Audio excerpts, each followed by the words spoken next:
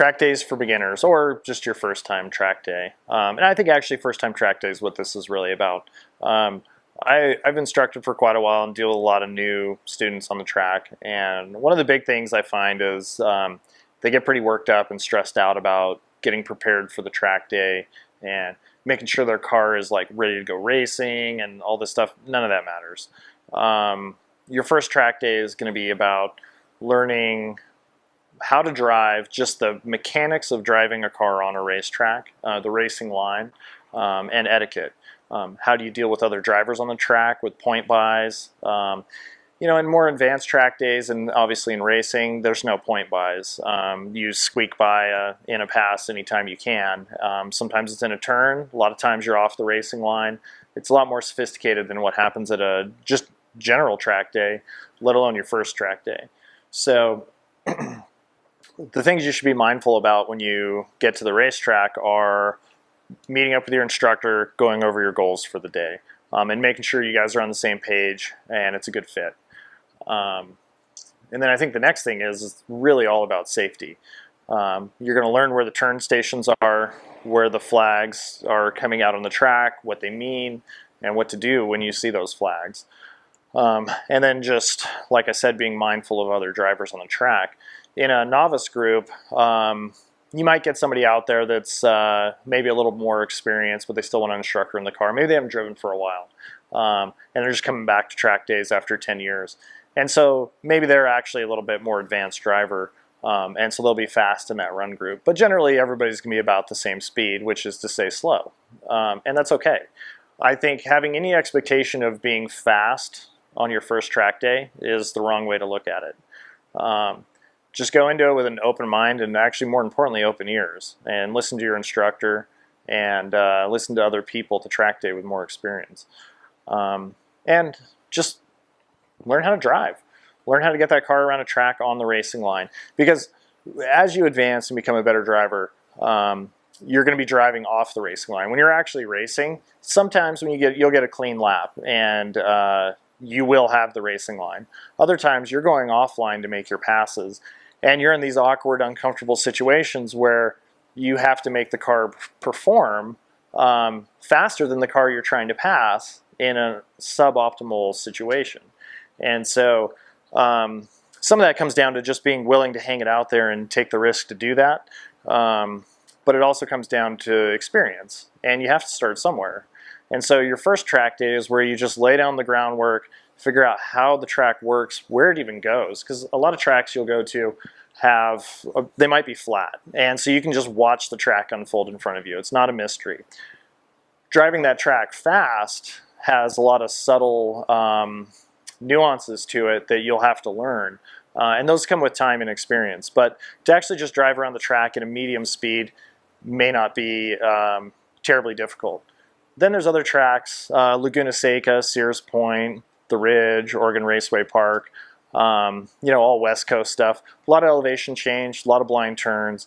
I've worked with a lot of students at ORP where they just get lost on the track. They're not a bad driver, they just don't have all the turns memorized. And I've been going out there since it opened up, so I don't really have to think about which way the track's going to go. I just know it. And I think that's the big thing that comes out of all this, is that if you want to go racing, or at least go to advanced track days at some point, if that's your end goal, this lays down the groundwork so you're not thinking about the driving part of racing. When you go to a racetrack and you actually race your car, driving at racing speed on the racing line or off the racing line, that's happening without even thinking about it. What you're thinking about is setting up the car that you're going to pass, or whatever you're going to do. You're thinking about that and watching the turn stations and making sure everything's safe. Not how to actually, where do I apex this turn? If you're thinking about where to apex the turn, you have no business going racing. That should all be second nature. That should be like breathing or walking. You don't even have to think about it. So at that first track day, once you've paired up with your instructor, you'll go out for some sighting laps, and you'll just learn where the track goes. And I don't think you need to remember that necessarily. You don't have to burn that into your memory to be able to go around the track, but at least gives you some idea of what's going to happen, how the track's going to unfold. And then as the day progresses, your speed will pick up, and by the end of the day, you might have a pretty decent pace. A lot of it depends on what kind of car you're driving, and just how much you want to hang it out there. But I think really that part isn't super important. It really comes back to safety and making sure everything becomes second nature.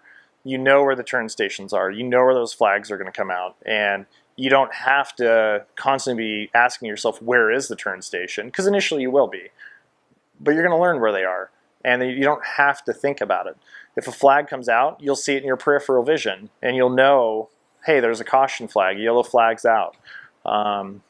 And so that's the big thing. And so I wouldn't get too wrapped around the axle on being a pro race driver at your first track day, because you just won't be. It takes years to get good at it, and I've seen drivers progress quickly, and I've seen drivers progress slowly. And where you're at in that spectrum, at the end of the day, doesn't really matter as long as you're having a good time and you're having fun. So a lot of times, when I'm working with students, one of the things I'll tell them is, I don't care how fast you can go around the track. I want smooth, consistent laps. And often with newer drivers in fast cars, they want to prove to you what a great driver they are. They're the next Formula One shoe, and you're going to be amazed. And what it turns into is I'm actually terrified, because I'm in a fast car with a very inexperienced driver who doesn't know where the limits are, and if they find them, they don't know what to do with them. And so me sitting in the passenger seat instructing, I'm just gripped the whole time, just hoping we don't wreck. And so I don't want to do that.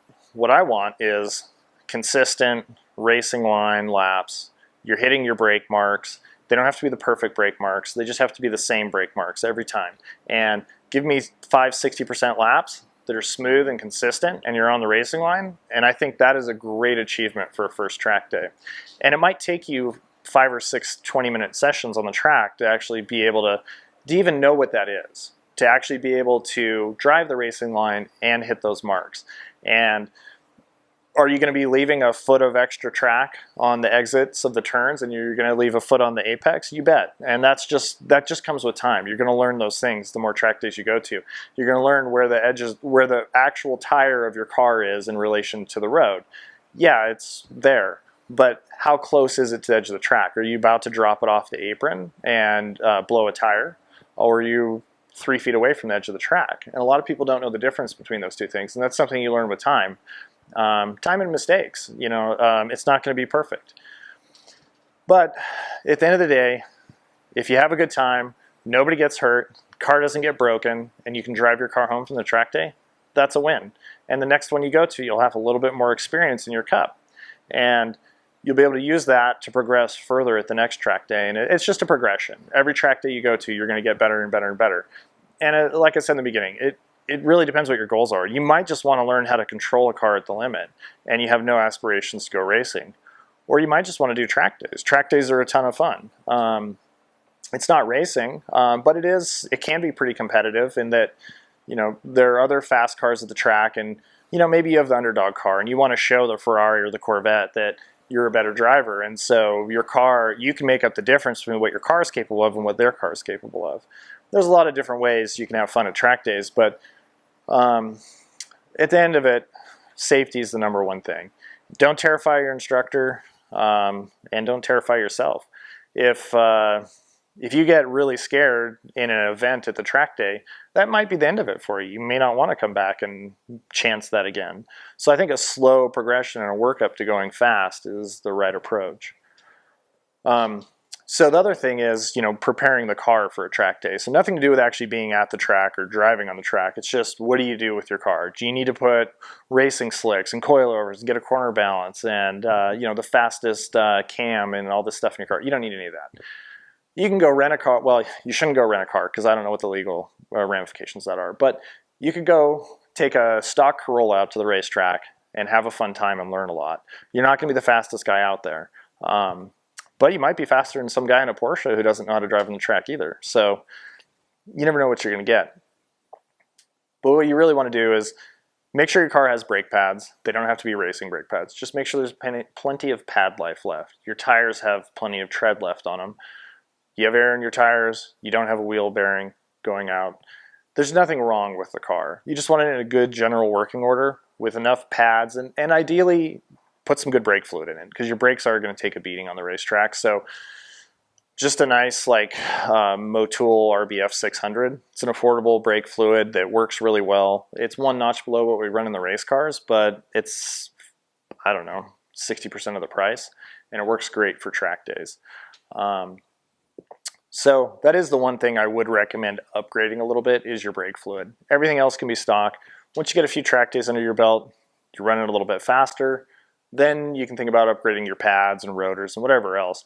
But I would focus all of your upgrades on the car for reliability and safety, not necessarily for performance. A big part of the track day experience is going to be your instructor and their demeanor, their knowledge of your car, and their knowledge of instructing.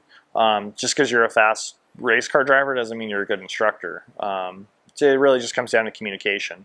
But also, I've anecdotally heard about instructors that perhaps don't know anything about the car that they're instructing in, and I don't think you have to know a lot about it, especially for your first track day.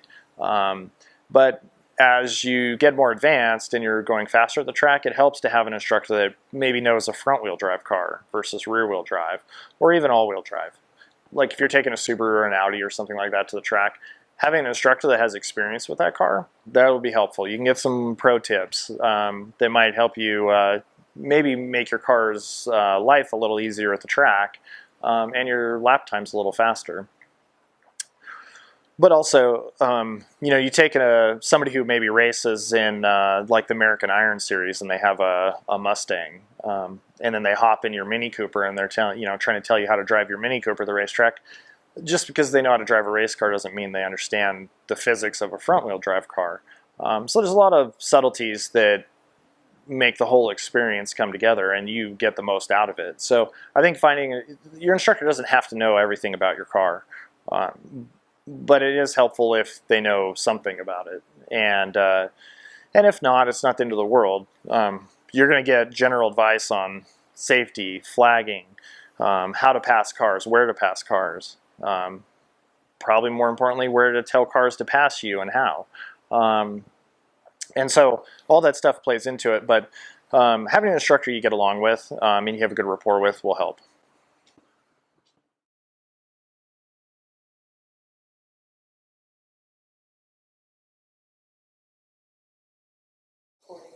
We're recording. Mm-hmm. That camera's recording? Yeah. Okay. All right. Intro to track days. And everything you need to know for your first track day. Don't stress out and don't crash your car. We're done here.